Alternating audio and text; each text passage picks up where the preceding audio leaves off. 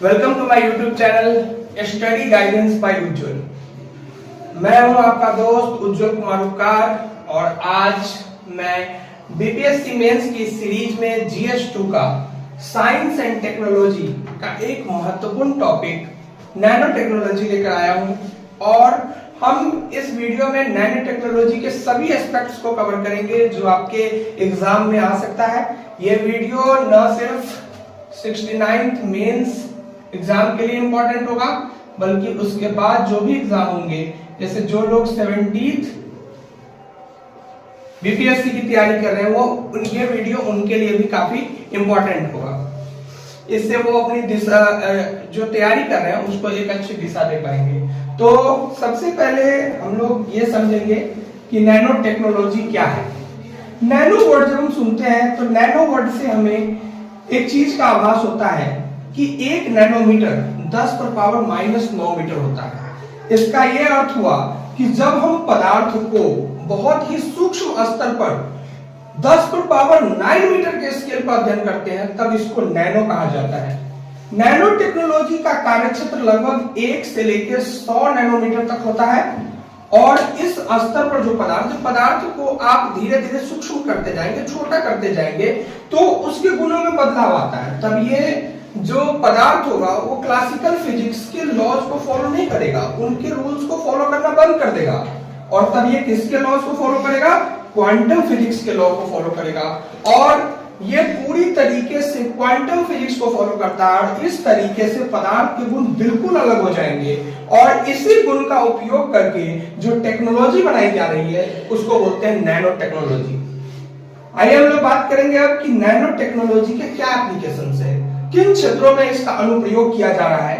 तो सबसे पहले चिकित्सा क्षेत्र में इसका उपयोग हम कर सकते हैं, ऊर्जा क्षेत्र में कर सकते हैं, रक्षा क्षेत्र में, कृषि क्षेत्र में, जल उपचार में यानी पेयजल संकट जो आजकल गहराता जा रहा है उसमें और विनिर्माण क्षेत्र में। इसके अलावा भी कई अन्य क्षेत्र हैं जहां इसका उपयोग काफी तेजी से देखने को मिल रहा है। नैनो टेक्नोलॉजी न सिर्फ एक कटिंग एज टेक्नोलॉजी है, आजकल जो है बिना नैनो टेक्नोलॉजी के उपयोग के काफी सारी चीजों में काम नहीं हो पा रहा है, बल्कि जहां नैनो टेक्नोलॉजी का उपयोग हो रहा है न ये सिर्फ उसकी एफिशिएंसी यानी कि दक्षता को इंक्रीज कर रहा है बल्कि कई सारी चीजों में प्रोडक्टिविटी को भी इंक्रीज कर रहा है। तो आइए हम सबसे पहले नैनो टेक्नोलॉजी का अनुप्रयोग देखें चिकित्सा क्षेत्र में। और ये क्वेश्चन आपको 68 बीपीएससी मेंस में आपको शॉर्ट नोट्स में देखने को मिला था कि चिकित्सा क्षेत्र में नैनो टेक्नोलॉजी के क्या अनुप्रयोग है।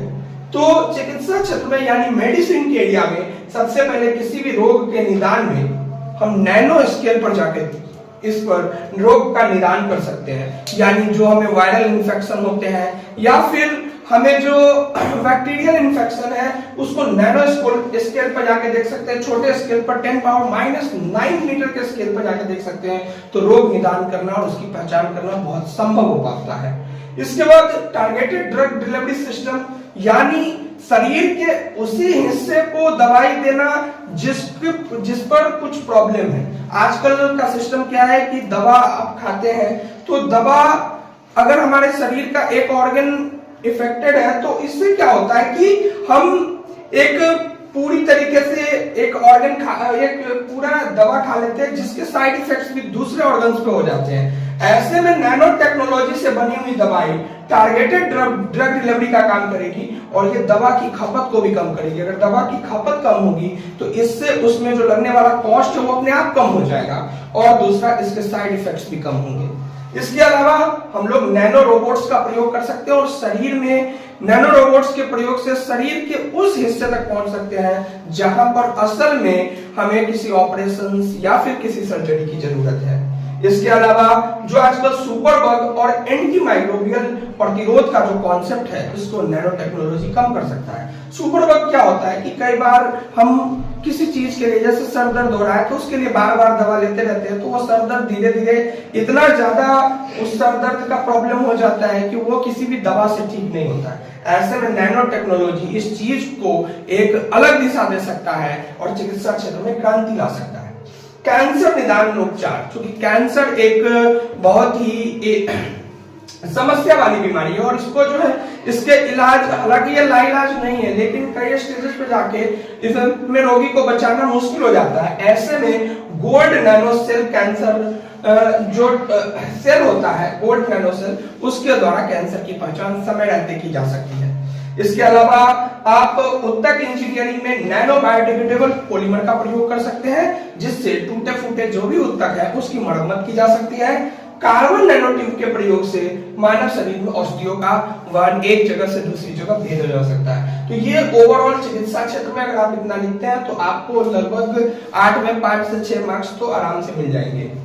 अब हम दूसरी जगह इसका उपयोग देखते हैं, वो है ऊर्जा क्षेत्र। चिकित्सा क्षेत्र के बाद हम देखेंगे ऊर्जा क्षेत्र में। तो ऊर्जा क्षेत्र में आजकल जैसा कि हम लोग जानते हैं कि ऊर्जा बहुत बड़ा ऊर्जा का संकट गहराता जा रहा है और भारत अपनी ऊर्जा जो भी उसका जो मांग है, उसको जितनी ऊर्जा चाहिए उसका 80% से ज्यादा आयात करता है, तो 80% से ज्यादा खरीदता है। ऐसे में भारत जैसे विकासशील देशों के लिए तो काफी इंपॉर्टेंट चीज है कि जब पूरा विश्व जो है किसी न किसी ऊर्जा संकट, विश्व का हर देश ऊर्जा संकट की समस्या से जूझ रहा है, ऐसे में सोलर सेल में क्वांटम डॉट्स का प्रयोग एक अलग तरह की क्रांति ला सकता है। क्योंकि क्वांटम डॉट्स में होंगे तो क्वांटम डॉट्स पे क्या होगा कि इससे एफिशिएंसी बढ़ जाएगी। क्वांटम डॉट्स का मतलब है कि एक सोलर सेल है, मान लीजिए एक सोलर सेल है और उसमें बहुत सारे डॉट्स बने हुए हैं, तो इस डॉट्स पे अगर सूरज की किरणें पड़ती है तो उस एरिया की एफिशिएंसी बढ़ाकर और एक ऊर्जा में जो है पूरी तरह सौर ऊर्जा का प्रयोग, सूर्य से आने वाली जो ऊर्जा है उसमें उनको पूरी तरह एफिशिएंटली उसका यूज किया जा सकेगा। दूसरा है सोलर सेल में ही कार्बन नैनो ट्यूब का प्रयोग किया जा सकता है। हाइड्रोजन उत्पादन के लिए नैनो उत्पादक का उपयोग किया जा सकता है। फ्यूल प्रोडक्शन या फिर इंजन की एफिशिएंसी बढ़ाई जा सकती है। फ्यूल की एफिशिएंसी, फ्यूल में अगर जो हमारा ईंधन है उसमें ही अगर हम कुछ नैनो पार्टिकल्स मिला दे तो वो क्या करेगा, उसको उसकी एफिशिएंसी को बढ़ा देगा। बैटरी के साइज को छोटा कर सकता है, जिससे जो है कार, जो आजकल ई व्हीकल्स का जो कॉन्सेप्ट आ रहा है इलेक्ट्रिक व्हीकल्स का, उसमें बैटरी छोटी होने से उसका वेट कम हो सकता है और ऐसे में कार को और छोटा बनाया जा सकता है। तो ये हमारी ऊर्जा क्षेत्र में जो नैनो टेक्नोलॉजी का उपयोग है। तीसरा है हमारा रक्षा क्षेत्र। रक्षा क्षेत्र में वैसे तो बहुत सारे जो रिमोट सेंसिंग सैटेलाइट्स होते हैं, ठीक है, उसमें भी हम इसका जो छोटे छोटे सेंसर का उपयोग कर सकते हैं, जिससे ये जो है आपको सेंसर उपकरण का पता लगा सकते हैं। नैनो सेंसर बहुत छोटे होंगे। इसके अलावा पारंपरिक हथियार जो है उससे अब जो हर कोई नए हथियार चाहता है, हर देश चाहता है कि उसके पास आधुनिक हथियार हो, ऐसे में ये पारंपरिक हथियारों का पूरक हो सकता है। इसके अलावा अगर हम रक्षा क्षेत्र में बात करें तो ड्रोन्स का कॉन्सेप्ट आ रहा है, तो ड्रोन्स में छोटे छोटे ड्रोन्स और उपकरण इसकी सहायता से बनाए जा सकते हैं। इसके बाद हम चौथे क्षेत्र पर बात करें कृषि पर, और ये एक एक्सपेक्टेड क्वेश्चन हो सकता है नेक्स्ट एग्जाम के लिए कि कृषि क्षेत्र में नैनो टेक्नोलॉजी का क्या उपयोग है। तो कृषि क्षेत्र में हम सबसे पहले बात करते हैं कि कृषि से जो भी उत्पाद उपजाए जाते हैं उसका एक फिक्स टाइम लिमिट होता है। जैसे दूध है, फल है, तो वो 2-3 दिन के बाद खराब हो जाते हैं। ऐसे में हम एंटी माइक्रोबियल नैनो इमल्शन का प्रयोग कर सकते हैं और इसके द्वारा उसकी सेल्फ लाइफ को बढ़ा सकते हैं। वो 7-8 दिन, 12 दिन, 15 दिन तक भी खराब नहीं होंगे। तो ये नैनो टेक्नोलॉजी का एक अच्छा उपयोग हो सकता है। इसके अलावा नैनो बायोसेंसर का उपयोग, नैनो बायोसेंसर के द्वारा हम लोग प्रिसीजन खेती कर सकते हैं। प्रिसीजन खेती के जो रिमोट सेंसिंग सैटेलाइट्स के द्वारा हम पता लगा सकते हैं कि हमें कहाँ पे उर्वरक की जरूरत है, कहाँ पे नहीं है, जहाँ पे जरूरत है वहीं पे डालेंगे, हर जगह नहीं डालेंगे। इसके अलावा नैनो बायो इंडिकेटर का प्रयोग कर सकते हैं। बायो इंडिकेटर ये बताएगा कि भाई आपकी जो फसल है उसमें कहाँ पर समस्या है, तो वो उस समस्या को इंडिकेट कर देगी। इसके अलावा आजकल एक नया कॉन्सेप्ट नैनो यूरिया लिक्विड का है, जिसमें आप छोटी सी बोतल यूरिया की लेते हैं, तो यूरिया का जो बड़ा पहले जो बोरा खरीदना पड़ता था और उससे बहुत ज्यादा कॉस्ट आता था, अब नैनो यूरिया ही लिक्विड फॉर्म में आता है, उसके द्वारा ही खेती में बहुत ज्यादा मदद मिल रही है। नेक्स्ट है जल उपचार। अब पेयजल संकट तो आप समझ ही रहे हैं, पेयजल संकट पर हम एक अलग से वीडियो बनाएंगे और एक इंपॉर्टेंट टॉपिक है बीपीएससी के एग्जाम के लिए। ये जल उपचार में ये नैनो मेम्ब्रेन का उपयोग करता है। नैनो मेम्ब्रेन के द्वारा क्या होता है, एक पतली सी मेम्ब्रेन बनाई जाती है, इस तरीके की पतली सी मेम्ब्रेन बनाई जाती है और इससे पानी को गुजारा जाता है। तो जो भी प्रदूषक होते हैं वो यही नैनो मेम्ब्रेन में फंस जाते हैं और हमें साफ पानी मिलता है। तो ये काफी अच्छा टेक्नोलॉजी है। इसके अलावा हम प्रदूषकों का पता लगा सकते हैं नैनो सेंसर्स के द्वारा। जल का शुद्धिकरण करने के लिए नैनो पोरस जिलेट्स का भी प्रयोग किया जाता है और चुंबकीय नैनो कण, जो भी अगर चुंबकीय पदार्थ पानी में मिले हुए हैं तो उसके लिए आप ये कर सकते हैं। जैसे पेयजल संकट में हमें पता है कि बिहार में आर्सेनिक जैसे हेवी मेटल्स बहुत ज्यादा है, जिसके कारण जो है कैंसर जैसी बीमारियां हो रही है। तो ऐसे में जल उपचार में नैनो टेक्नोलॉजी बहुत क्रांति ला सकती है। इसके अलावा विनिर्माण क्षेत्र, लास्ट है हमारा विनिर्माण क्षेत्र में। विनिर्माण क्षेत्र में हम क्या कर सकते हैं कि नैनो मॉलिक्यूलर संरचना बना सकते हैं। नैनो मॉलिक्यूलर संरचना नैनो लेवल पर अगर बनाएंगे तो इससे अधिक मजबूत कंक्रीट मिलेगा और घर बहुत मजबूत होगा। भूकंप जैसी आपदा में ये भी नहीं टूटेगा।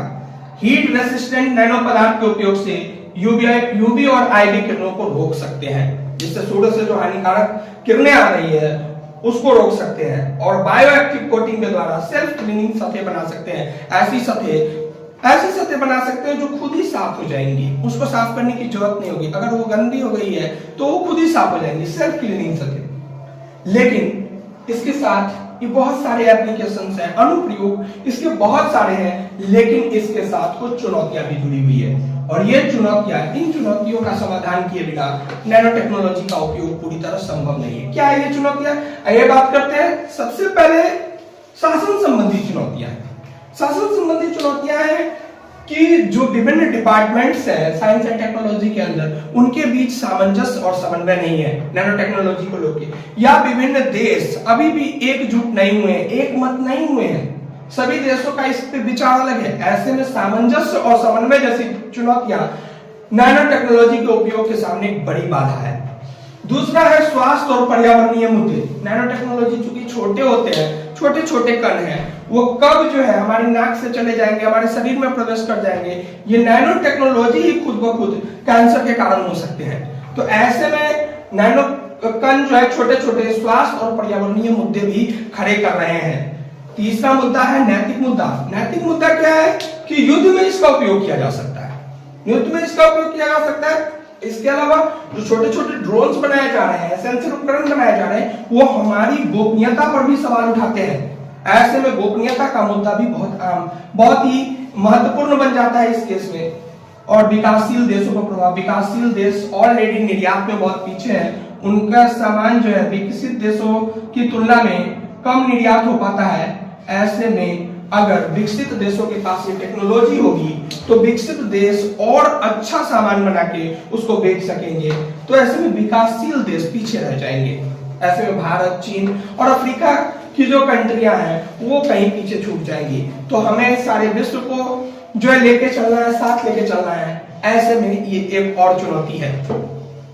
अब भारत में नैनो टेक्नोलॉजी के लिए क्या क्या किया गया, सरकार की क्या क्या पहले रही है, अब हम देखते हैं। सबसे पहले 9वीं पंचवर्षीय योजना जब लाई गई तो 9वीं पंचवर्षीय योजना में जो 5 क्षेत्र थे उसमें नैनो टेक्नोलॉजी भी एक महत्वपूर्ण क्षेत्र था। और उसमें कहा गया कि नैनो टेक्नोलॉजी के रिसर्च पर बल दिया जाएगा और नैनो टेक्नोलॉजी पर रिसर्च को बढ़ाया जाएगा और इसमें जो भी जॉब्स हैं उसको भी बढ़ावा दिया जाएगा। फिर 2007 में एक नैनो मिशन लॉन्च किया गया। नैनो मिशन में था कि इसमें भी वही था कि नैनो टेक्नोलॉजी को बढ़ावा दिया जाएगा, उसमें ज्यादा से ज्यादा जो है रिसर्च पेपर पब्लिश किए जाएंगे, ज्यादा से ज्यादा रिसर्च किया जाएगा इन पर। नैनो के क्षेत्र में अगर शोध पर बात किया जाए कि रिसर्च सबसे ज्यादा, तो आपको जान के बहुत आश्चर्य होगा कि चीन और यूएसए के बाद, अमेरिका के बाद हम तीसरे नंबर पर है। लगभग 23,000 पेपर अब तक 2018 में पब्लिश हो चुके हैं। ये 2018 की रिपोर्ट है, इसके बाद कोई रिपोर्ट नहीं आई है। चीन, अमेरिका के बाद भारत एक ऐसा कंट्री है जिसमें लगभग 23,000 शोध पत्र सिर्फ नैनो टेक्नोलॉजी में पब्लिश हुए। यानी लोग इसके बारे में पढ़ने के लिए, जानने के लिए बहुत इंटरेस्टेड है, क्योंकि ये कटिंग एज टेक्नोलॉजी है, न्यू टेक्नोलॉजी है, तो ये क्रांति ला सकता है। लेकिन सरकार को चाहिए कि इस पर और ज्यादा ध्यान देना चाहिए। हम एसोचैम रिसर्च स्टडी एक रिपोर्ट आई थी, उसमें कहा गया था कि 2015 में ये रिपोर्ट आई थी कि 2015 के बाद लगभग 2 मिलियन पेशेवर जो प्रोफेशनल्स हैं उनकी जरूरत होने वाली है नैनो टेक्नोलॉजी के एरिया में, और भारत से लगभग 25% लोग इसमें योगदान दे सकते हैं। तो ऐसे में भारत के लिए एक रास्ता खुलता है कि वो बहुत से ज्यादा न्यू जॉब अपॉर्चुनिटी भी क्रिएट कर सकता है इसके द्वारा। नीति आयोग द्वारा विभिन्न रिसर्च कराई गई है, लेकिन अभी भी क्या सुझाव दिए जा सकते हैं? तो एक तो सुझाव ये होगा, क्या सुझाव दिए जा सकते हैं?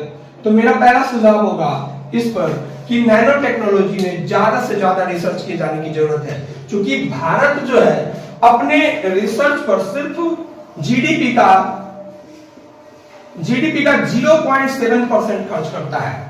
ऐसे में भारत को रिसर्च पर अपने जीडीपी का कम से कम 2% खर्च करना चाहिए। विकसित देश बहुत ज्यादा खर्च करते हैं और भारत में रिसर्च पर बहुत कम खर्च हो रहा है। ऐसे में हम विकसित देशों से अगर हमें उनसे कंपैरिजन करना है तो हमें रिसर्च पर ज्यादा से ज्यादा खर्च करना पड़ेगा। दूसरा, नैनो टेक्नोलॉजी में जो भी कंपनियां काम कर रही है उनको कुछ सब्सिडाइज करना पड़ेगा ताकि वो नए से नया जो है उत्पाद बना सके। इसके अलावा हमें इस क्षेत्र में एमएसएमईज को प्रोत्साहन देना पड़ेगा कि जो लघु उद्योग है वो इस क्षेत्र में काम करे। तो इस तरीके से हम लोग नैनो टेक्नोलॉजी को बढ़ावा दे सकते हैं। साथ में सरकार को चाहिए कि वो सामंजस्य और समन्वय बनाकर डिफरेंट जो इसके स्टेक होल्डर्स हैं उसको साथ लाए, और जो नैनो टेक्नोलॉजी का जो भविष्य है जिसमें भारत का भविष्य उज्जवल हो सकता है उसको लेकर एक अच्छा समग्र दृष्टिकोण बनाए और समग्रता के साथ इस पर काम करे समन्वित तरीके से, ताकि भारत जो है इस टेक्नोलॉजी में दुनिया में नंबर 1 बन सके। तो ये टोटल इस पर था। अगर आपको हमारी ये वीडियो पसंद आई हो, हम ऐसे ही आगे भी वीडियो लाते रहेंगे। अभी साइंस एंड टेक्नोलॉजी की सीरीज, अभी चूंकि एग्जाम होने वाला 3 से 7 जनवरी, तो उसको लेके अभी हम लगातार वीडियो लाएंगे। अगर आपको ये वीडियो अच्छी लगी हो तो प्लीज इस वीडियो को लाइक करें, शेयर करें, सब्सक्राइब करें हमारे चैनल को, ताकि हमें मोटिवेशन मिले आगे और ऐसी वीडियोस को लाने के लिए। थैंक यू, धन्यवाद।